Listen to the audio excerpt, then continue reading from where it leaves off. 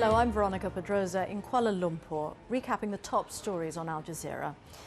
Government troops in Sri Lanka have surrounded the hotel of presidential challenger Sarath Fonseca a day after elections.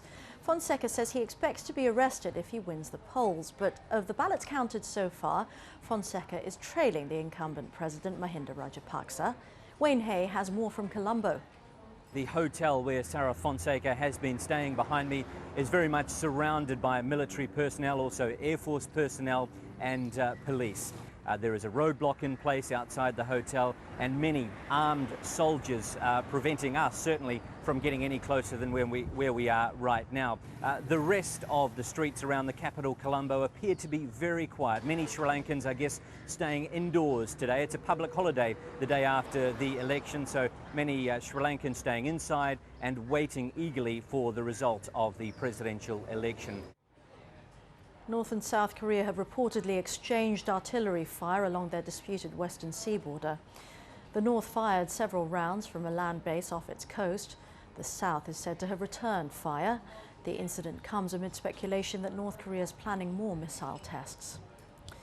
US troops say they've pulled a man alive from under a collapsed building in Haiti's capital. They say the 31-year-old man spent 12 days trapped in the rubble. It comes as Haiti's Prime Minister admitted there are still problems in distributing aid 2 weeks after the earthquake. An Al Jazeera news team was caught in scuffles as Haitians scrambled for limited supplies at a food distribution center. Chinese state media report 4 more people have been sentenced to death for their part in last year's ethnic riots in the western XINJIANG region.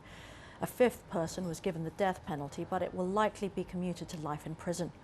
8 others were given jail sentences.